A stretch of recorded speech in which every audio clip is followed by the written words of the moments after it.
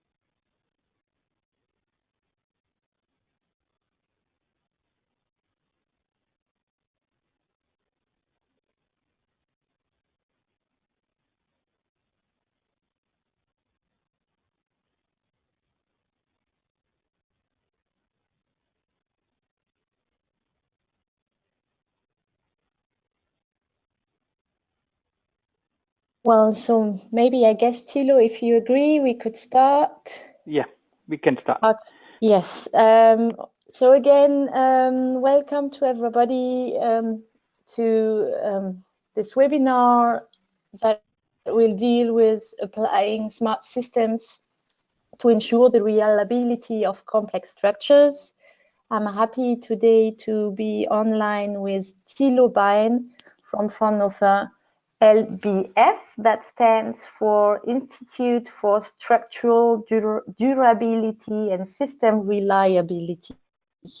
This workshop takes place in the framework of European project called inSSIght that deals with smart systems and their applications in different novel applications. So today, Thilo Bein, our presenter, and his co-author, Dirk Meyer, that is not in the line today, but I will introduce you very briefly. Just a second, I'm sorry.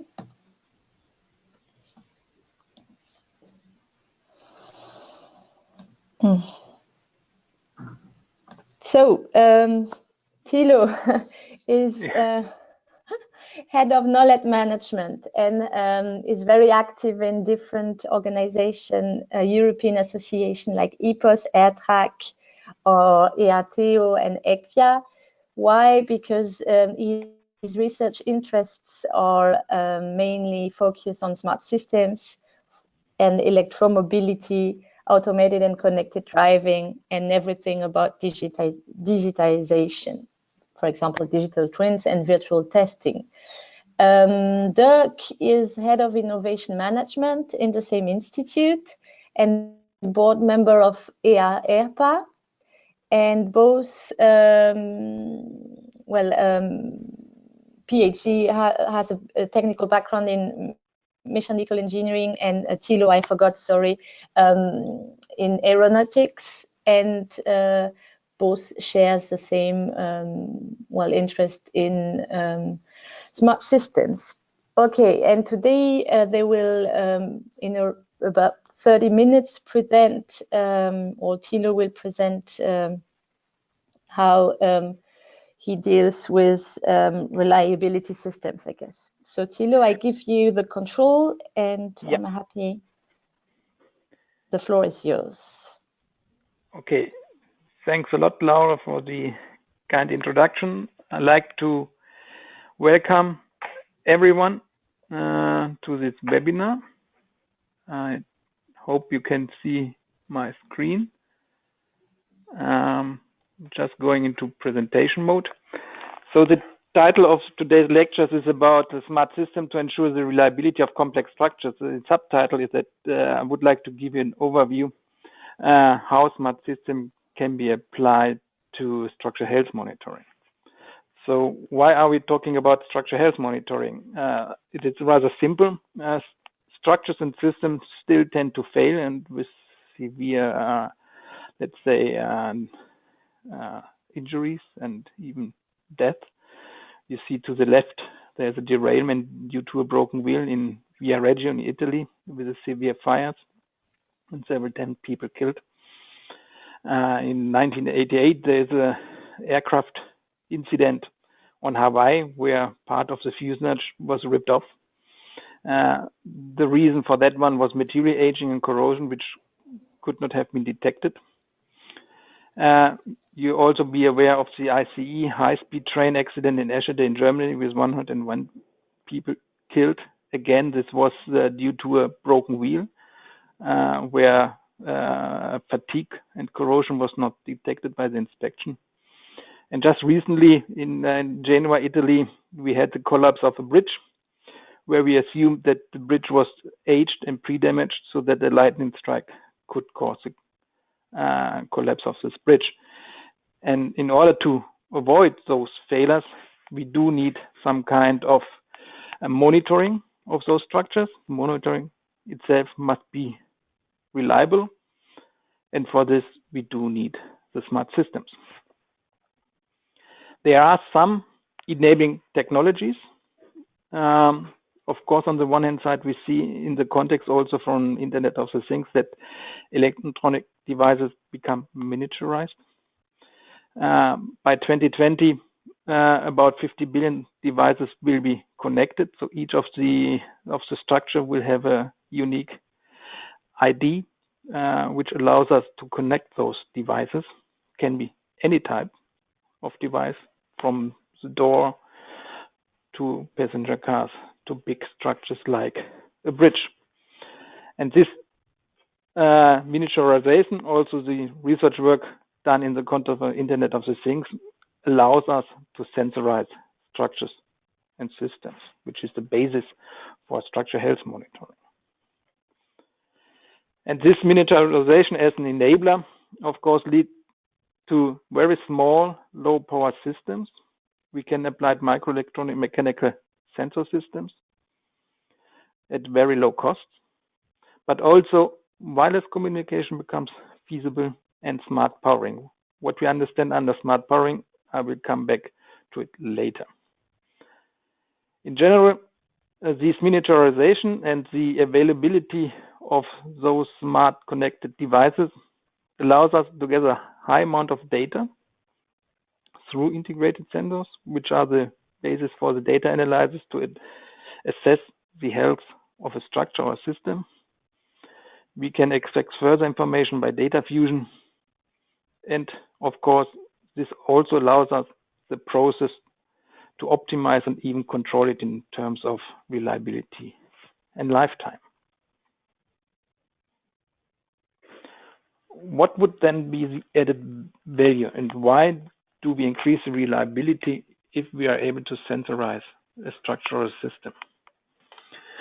On the one hand side, if we are able to continuously monitor and obtain data about the structure, we get real information of the real operation. So we can acquire loads which are acting on the system in real time.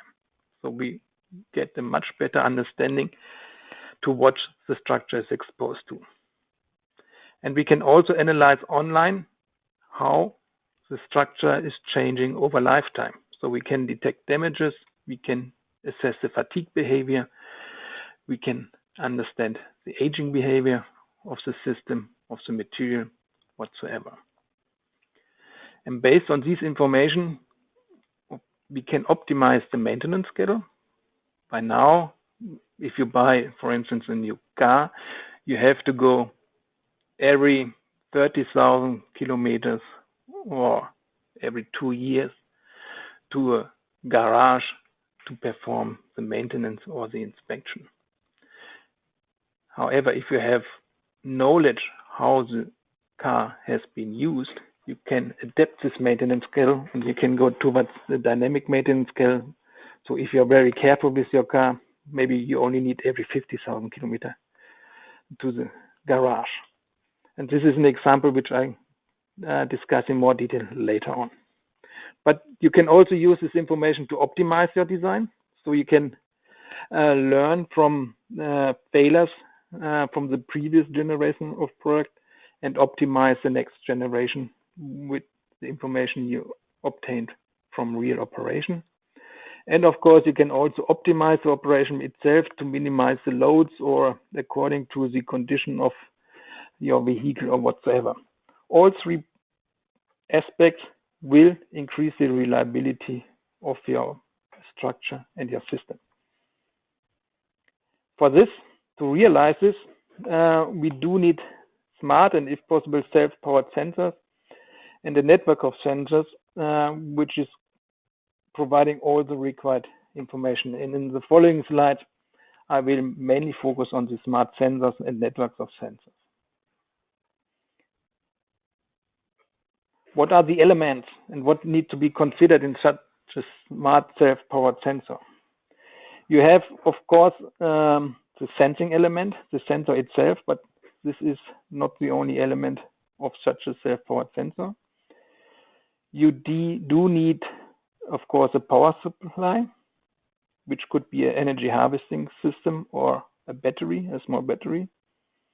If you're working with an energy harvesting system, then you do need an energy storage and management. Then you need the signal processing. So you cannot use the raw data you are obtaining from your sensor system. You need to pre-process it and, let's say, perform data fusion. You have to reduce the amount of data and so on. And then you have to communicate the data, either to a back office or to a central unit where the data can further be processed. And all the different elements of such a self-powered sensor interacting with each other. The energy generation storage, depending on the size and mass of your system. The pre-processing do need computational effort, which has an impact on the energy consumption. Also, the data transmission has an impact on the energy consumption, but also on the capability of the onboard analyzer system. And of course, the system itself must be rather robust. So you do have different requirements. On the one hand side, you need a highly integrated system, which is then interacting with all the components in your structure. And this system must withstand the environmental condition, which can be very harsh. You have to ensure availability and reliability of your smart sensor system. The lifetime reliability must be higher of the monitored structure. In particular in industrial equipment or in the railway industry, ship industry, where you have very high lifetime, your system must last at minimum several 10 years. And what is another challenge is, of course, if you're just looking at the raw data, we are talking about high amount of sensor data, which need to be coped with. So in general, if you're designing such a system, you must apply system engineering methods. You cannot design each element by itself. It must be designed from a system point of view. Starting with some information on the sensors.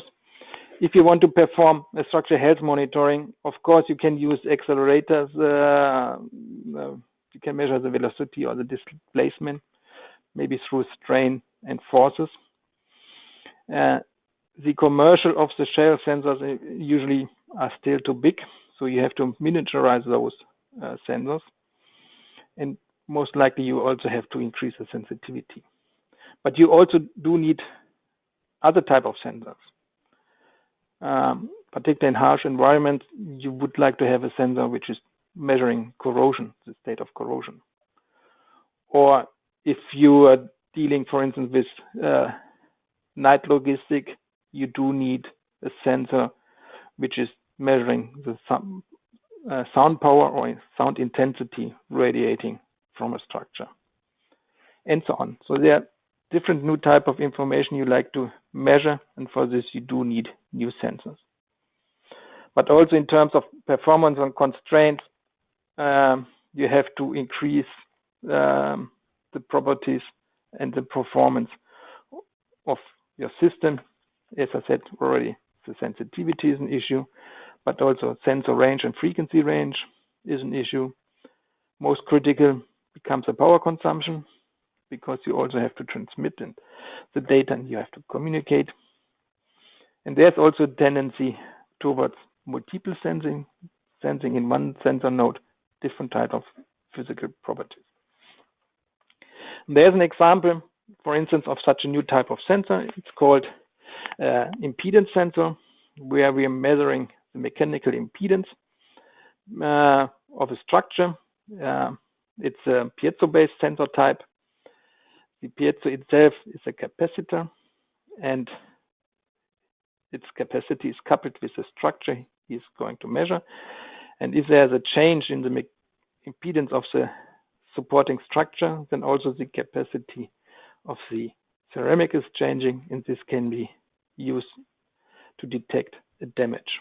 It's a rather flat and lightweight sensor. It's a plug-and-play sensor, and it's more or less performs like any standard accelerometer. And this is very low power system. Coming to the power supply, as I said, one of the trends in research is energy harvesting. With energy harvesting, there are some challenges associated with. Of course, you have some uncertainty in understanding the input. What is the energy source? Can be solar, can be vibration, can be kinetic. But then you have to increase the efficiency of the generator, so the device which is transforming one kind of energy into another one. Then you have to process the generated signal, you have to store it, and then of course you want to use it. And again, all the 5 elements are depending from each other. For instance, regarding the energy source, you have to understand and you have to predict to optimize the system. So you do need simulation models on the, let's say, on the solar radiation. Regarding generator, you have to increase the efficiency, the output, in particular also the size and the cost. The processing unit must be, again, optimized for energy harvesting, probably in multiple frequency ranges. Here you do need new concepts. Then you have to store the energy. So the energy system must be reduced in size. It must become also quite reliable. So you need integrated energy storage systems, which are currently not available, not necessarily. And then, of course, you have to adapt the output. So also here, there's a need for a methodological development process from the system point of view. And I put in one slide here to give you an idea that everyone is talking about harvesting energy from environment, but no one knows how much can be obtained. And you see here, for instance, from walking from the heel strike, you can generate 7 watt. This is most likely sufficient to power a GPS system over a 4-hour walk. Or you have shoe inserts. It's you can find it in literature. This is just only generating 330 microwatt per cubic centimeter. In particular, if you look into vibrations, you have microgenerators, you have piezoelectric or electrostatic concepts. All of them are less than 1 watt per cubic centimeter. So we are talking about very few amount of energy which you can use in your sensor system for the data processing and for the communication. And the overall system must be designed for it. And therefore, you also have a dedicated development process. Of course, you working on a concept level where you do need models, analytical models for all kind of the subsystems. Then you're doing a more elaborated simulation on your computer, maybe with rapid prototyping tools. And then you go into laboratory in service where you continuously add hardware. And this is not necessarily following the classical V model. Here's an example of such vibration oscillator to generate energy. The classical one is a single degree of freedom oscillator, can be a cantilever beam with a mass. To the left, you see such a cantilever beam, which consists of piezoceramic. But you can also use electromechanical transducers. Examples are shown to the right. Particularly, those systems work like a tuned vibration absorber, but normally they're much smaller, and they interact with the structure. So to optimize those systems, you have to optimize them together with a dynamic optimization of your structure, because since they act like a vibration absorber, they're damping also your structure, and there will be a trade-off between damping and energy harvested. So there will be an optimum, and which gives you also the limit of the energy which you can use. Another aspect quite often neglected is the data processing communication. As I said, you do need pre-processing capability, so you have to have some computational power on your system. You need storage part, and you see here a hardware accelerated low energy wireless embedded sensor node, which has communication capabilities, which has a FPGA, so field programmable gate array. Then you have the DC-AC converter, DC-DC converter. You have all the computational power needed. And this Hallöwe, we call it Hallöwe node, was developed by TU Darmstadt. It's roughly twice the size of a €1 coin. So it's already quite miniaturized. And it's also quite low power. You see here that in the base configuration, it needs about 2 microwatt per sampling cycle, but it's scaling with the increasing computational load. It can easily go up to 22 microwatt if you're running rather big one. 22 microwatts is used by classical MSP chip, and the Hallöwen with 8 megahertz internal only needs 10% of this energy. And it is rather stable over the different computational loads. So these hardware accelerated systems have benefits in terms of energy consumption and scaling effects. And of course, if you use these systems to increase the reliability, you have to also self-monitor your system that your system is working properly. So you also need a measurement system for the self-monitoring. So in your system, you have to implement let's say, a plausibility check. And this has been developed within the MODI project, which I will introduce to you later as well. And finally, you have to think, what are you doing with your data? How can you pre-process your data? There are many concepts in structural health monitoring which are based on assessing the dynamic properties, the mode shapes, the eigenfrequencies. So basically what you intend to do is operation model analysis. And here you can use something like the random decrement method. It's a method which was applied in the 60s in radio technologies. Basically, you're triggering, you're using two different time sequences which are triggered. And basically, you're averaging the time signal so that the stochastic effects are eliminated. Basically, you estimate the autocorrelation function and the cross correlation function by this random decrement method. And from these functions, you can derive afterwards the eigenfrequencies, the model parameters, the mode shapes, and so on.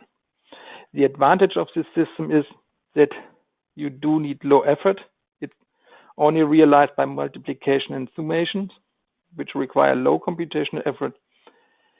And you can significantly reduce the data later, which you need to transmit. Coming now to the realization. You see here a few, let's say, components which has been used and realized in designing such smart systems for structural health monitoring. To the left, there is a smart sensor for load monitoring, which is wireless. You see the electromechanical impedance sensor, which I already introduced to you. There are wireless sensor networks available. I'll give you an example later on. And there's also nowadays prototyping platforms available, which simplifies the design of such a smart sensor network. Going to a little bit more in detail of application and examples. One example is a wireless sensor network for model analysis and damage detection. As I said, we are trying to extract information from changes in changing of the eigenfrequencies and the mode shapes. Contrary to laboratory application, we are using the natural excitation of the structure, which can be by traffic, can be by wind, can be by solar radiation, so by temperature differences whatsoever. We are applying this Hall-Löwe sensor node, which provides a precise time synchronization, which we need for the random decrement method.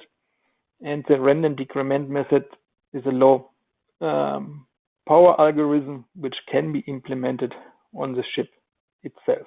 So we are measuring the acceleration and then get the random decrement function. And the random decrement function can be transmitted to a smart device, to a back office, where then the final operational model analysis is conducted. And then from changes within the resonances and eigen forms or mode shapes, you can calculate a damage index and can evaluate the damage. And this is working. You see here an example. We applied the system on a bridge in the Netherlands. It's a Waterbrook. You see here some installation work of my colleagues. You see here the instrumentation. We use 6 sensors. Oh, there's a typing error. Acceleration. We are measuring acceleration in vertical and horizontal direction. We are using 3 sensor nodes for the communication. The vibrations are measured continuously, but only once an hour we store a set of data. And the system is running since October 2014. And what we get are timesheets like this, where we can then based on the random decrement methods, can extract modal parameters, here in this case the eigenfrequencies.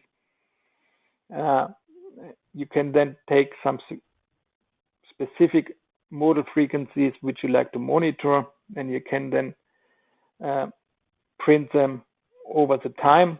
This is only a 2 months timesheet. We don't see much differences, and still now, since it's a rather new bridge, we don't see much changes, but we could prove that with the random decrement method, with the smart sensor nodes, we are able to monitor the bridge. Another example is the problem of hot boxes at freight wagons. Freight wagons do not have any power supply, but the bearings can overheat, and this can cause derailments. The state of the art is that you have external measurements, trackside mounted systems, which probably are installed every 30 to 40 kilometers or even every 100 kilometers, and mainly in front of critical section. And there it could be already too late, and they are not reliable. So you need a permanent monitoring of the critical components, which gives you some information. And here you see such a system. It can be retrofitted. It is a cantilever beam as an energy harvester. So it's due to the natural excitation, it starts vibrating and generating energy. Then you have a temperature sensors and the data communication system. And we installed this as a black box on freight wagons, and we were able to collect every 3 kilometers sufficient energy to perform a temperature measurement and transmit the information to a back office. So instead of every 30 up to 100 kilometers, we can perform measurements every 3 kilometers. It's a fully self-sustaining system. And finally, a little bit more detail, I would like to show you the European project Maintenance on Demand. The idea here is to use such a smart sensor system to implement a dynamic maintenance schedule. So basically, the provider of a vehicle, of a truck, is negotiating with the end user, with the hauler or the logistic company, a certain maintenance schedule. And now he can go to a dynamic maintenance schedule according to the use. But you can also introduce a maintenance on the fly. So if the system detects that the component is going to fail, you can be redirected to the next garage to get it fixed, or you get the information with a new route. Or if the breakdown is immediate, then you are guided to a safe spot, and the system automatically calls for the mobile garage so that the downtime is minimized. I'm showing you now a 3-minute video introducing to the concept, and I hope you can understand the audio. So the movie runs about 3 minutes. To develop a commercially viable truck that autonomously decides when and how it requires maintenance. This system will evolve the very nature of transport and logistics, as its benefits are considerable for industry, the economy, and the environment. So, how does it work? The latest sensor technology is used to identify damage or material degradation. Station units are currently positioned around the engine, in the injector system, oil system, and damper system. All these are connected to a central unit via a reliable and robust wireless network. When damage or wear is detected by a process called condition monitoring, a signal is sent to a maintenance platform. The data is analyzed based on vehicle information and parts data, and the appropriate maintenance decision is taken. This groundbreaking system may seem to be complex, but is user-friendly with a clear and simple interface. Let's look at the situation without MODI. Damage and wear are not immediately identified, resulting in more extensive and profound damage.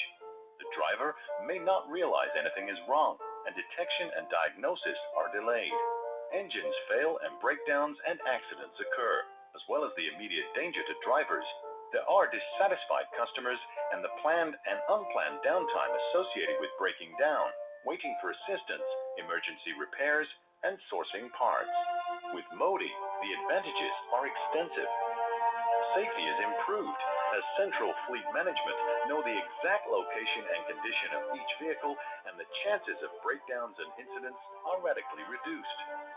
It's financially efficient, with vehicle uptime boosted by up to 30%.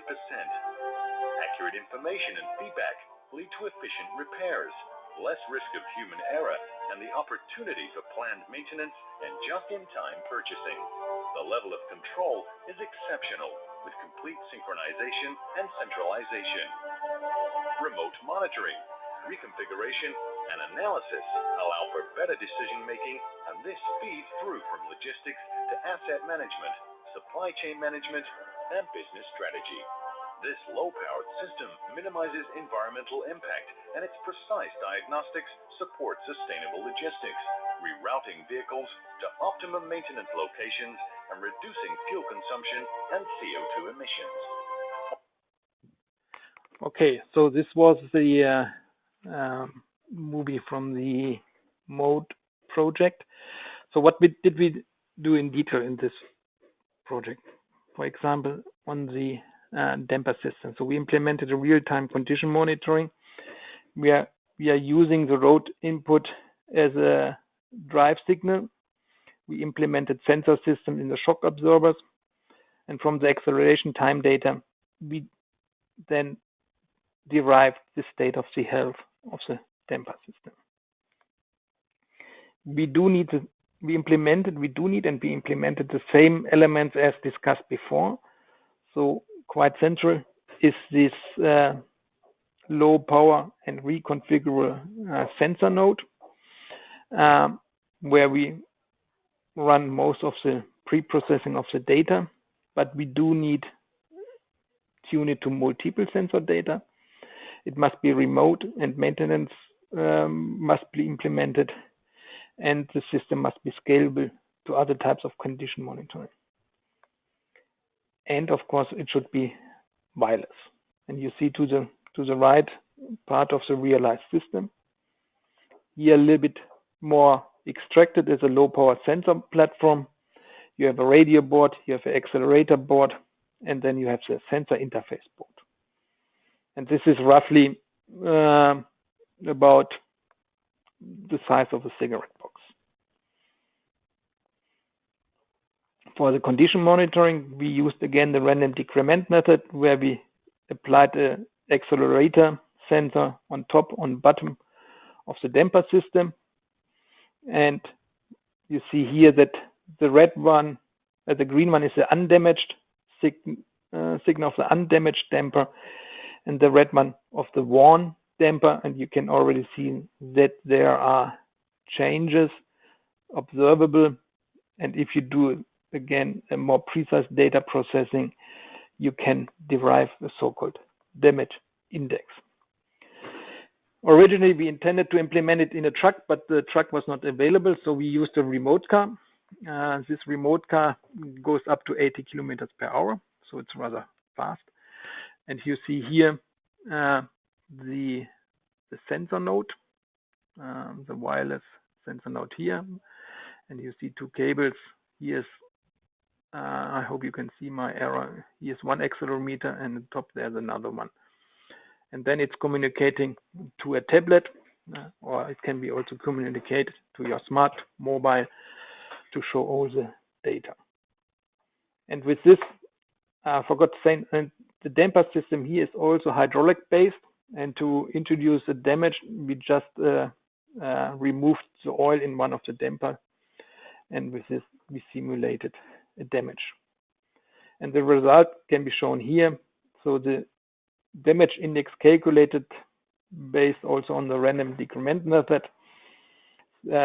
see that if there is a defect, the damage index significantly increase, and then you can define a threshold where you can say, okay, once this damage index exceeds a certain level, you have to replace the damper system. To conclude, basically the reliability of a structure or a system can be increased through a continuous monitoring, which enables the structure health monitoring. The current smart system technologies, which will be also discussed in the later webinars, enables the design integration of the required smart sensor networks. The continuous monitoring provides information on the operation loads. You can derive information on the current health of the system, but you get also environmental information and information of the usage, which altogether can be used to assess the condition of your system. However, the design of such a sensor network is not that easy. You have to apply system engineering methods.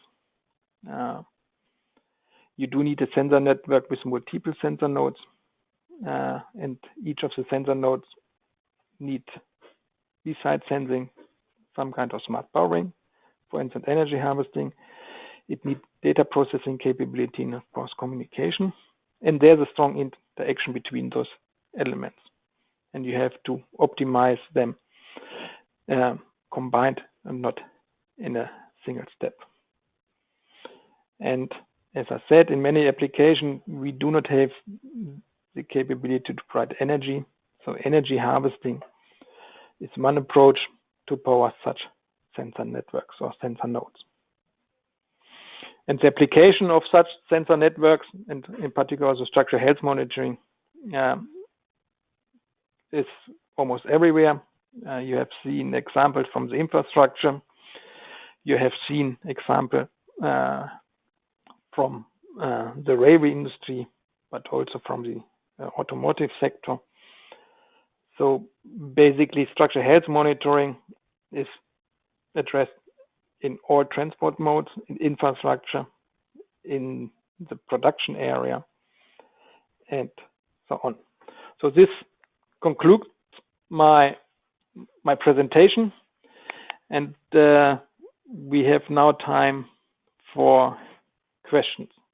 And I think I have to pass now the word also to Laura because she is collecting the questions. Yes, thank you very much, Thilo. Very interesting and very challenging, as we could see.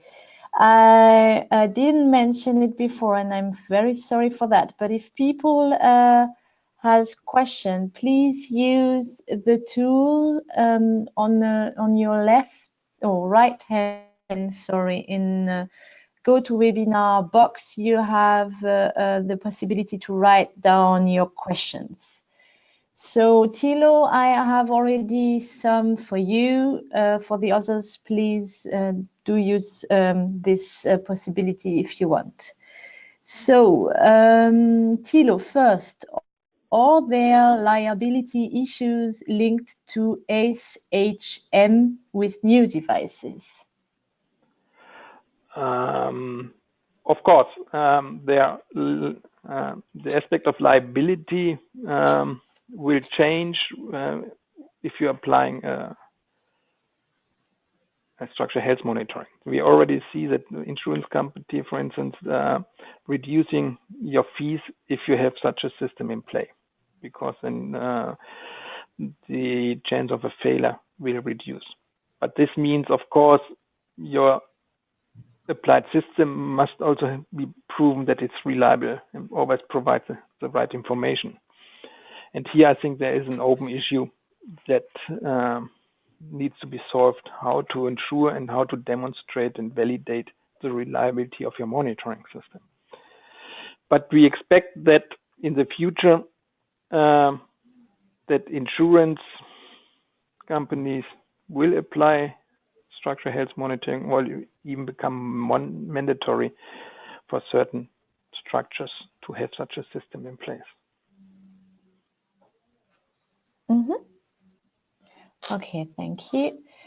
Next one was, which is, according to you, an acceptable battery lifetime in these applications? I guess it refers to your last demonstration example. Well, it depends. The examples I've shown are still, let's say, retrofitted, applied externally. So you can replace a battery with any maintenance schedule. So battery lifetime should be then, or can be, for vehicle application, let's say between 2 or 3 years. I would say with a safety margin, go towards 3 years. But once you are trying to integrate this into a structure, which is another aspect, then you cannot replace a battery anymore. And in case of railway application, where the lifetime goes to 40 years, and where you do not have maintenance, then you need a battery lifetime of about the same range, so 30 to 40 years. Okay. Well, we have a new question actually related to the first topic, so I might ask this one first before going to the next one. Someone is suggesting that passive sensors could be, well, let me check, that require no power supply could be a possibility. Yeah, of course. That applies only to the sensor itself, if you're using a passive sensor.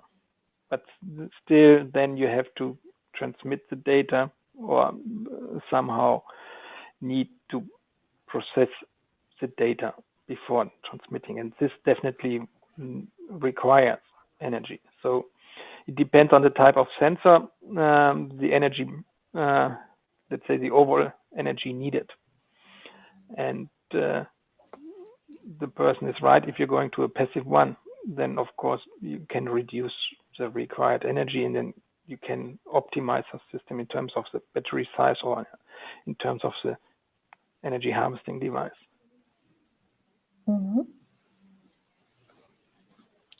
Okay. Okay, back to another question. Would it be possible to embed such systems rather than attach them onto the structures? Yes, from the sensor point of view, we already do it. You can integrate sensors like the impedance sensors or even accelerometers. You can integrate, and we also see the trend that we have polymer-based electronics, which in principle are also can also be integrated. But you have to be a little bit careful when you're integrating those elements into a structure. You cannot go into the high loaded areas, but particularly high loaded areas you like to monitor.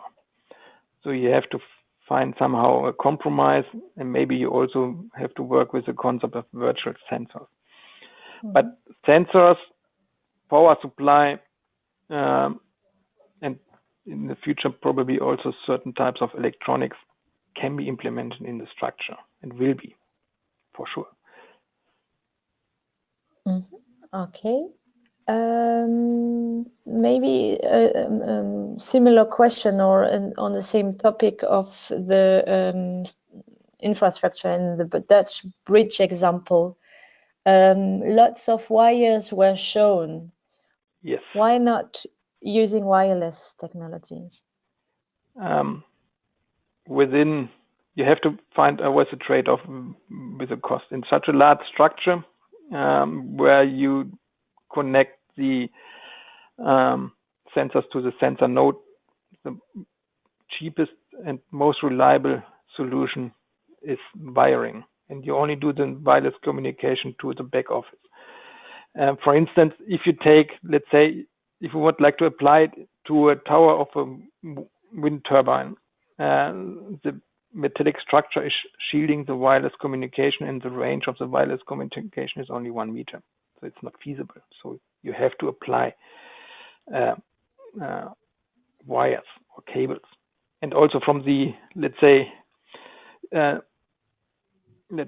concerns of the end users during wireless communication, you have losses of data, and this can cause also some problems. So still, the end users tend to have the sensors connected with wires for reliability reasons, and only do the communication to the back office with by wireless means. This is basically also here the reason at the bridge that for in terms of reliability and also in terms of the requirements coming from the operator of the bridge, we used wires to connect the sensors to the communication device. Mm-hmm. Okay, a lot of questions regarding this bridge example. Direct indirect connection. How are those sensors applied to the structures? If you use glue, screw, or other additive, do they have effects on the measurement? No. You only have to ensure reliable connection because the sensors and the, let's say, also the interface to the structure is so small that it's not affecting the overall behavior of the bridge. In this case, in the bridge, we glued them, and of course, you do need a very good adhesive layer to ensure that the sensors stick to the structure over several years. Mm-hmm. That might be a reason. We are also, there are research groups working on it to implement such sensors into the metallic structure. It's possible, but it needs to be designed right at the beginning, not a retrofitted solution. Mm-hmm. Okay, next one. And how do you manage the maintenance of those sensor nodes? This was not an issue so far. Of course, then this is a research project, and if we see that the signals become erratic, we do need someone going to the bridge and check the nodes.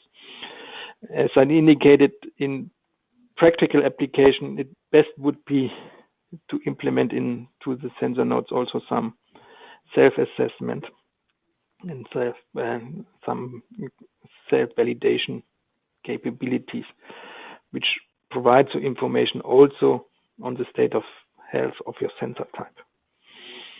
And based on this information, you can also then plan maintenance schedules. Mm-hmm.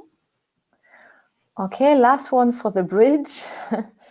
How can you use mechanical impedance measurements to detect corrosion? Yes, we tried it, and we did see changes in the impedance of the supporting structure. Because corrosion is changing, at least in thin-walled structures. We only investigated in thin-walled structures. The corrosion is changing the dynamic properties because the thickness is slightly reduced, the stiffness is slightly reduced, particularly in the outer layer. And this can be measured with impedance sensors. And then, of course, it's a question of calibration of the sensor to the state of corrosion. But this is still at the beginning of research. It is not a commercial system yet. Mm-hmm. Okay, so this example was very interesting for a lot of participants. I had slides, but I deleted it. So sorry for that. Okay. I would have known this question. I would have kept them. No problem. A last question, unless people want to ask a bit more, but in all your examples and types of systems, could you please list some of the most used and recommended microcontrollers? I'm afraid that I cannot answer this question. It's not my area of expertise. If we look, just a second, I try to go back. I hope you can still see it. We made good experience with the system developed by the TU Darmstadt, which is shown here.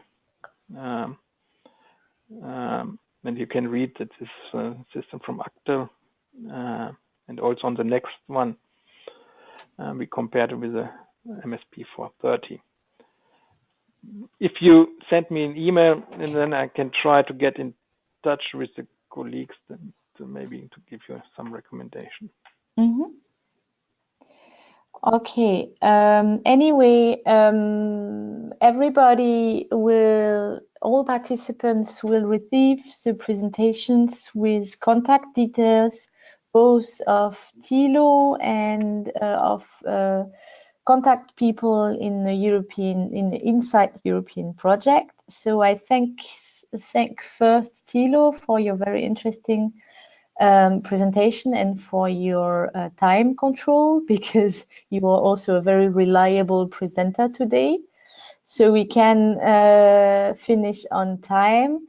I just want to thank also every participant and invite you, if you're interested in smart systems, largely invite you to participate to our next webinars in the same series, like technical webinars. The next one, same time, same day, well, in 1 week on the 6th of November, about reliability and functional safety of smart systems. So another angle on reliability and smart systems. And the last one on the 13th of November, same time, 3 p.m., about robust wireless sensing. So thanks everybody. The webinar was also recorded for your information and will be available on the inSSIght project website to listen to or to share with your colleagues. So thanks everybody, and enjoy the rest of the day. Okay. Also my thanks to everyone listening, and don't hesitate to get in touch with me. Thank you. Good afternoon. Bye. Bye.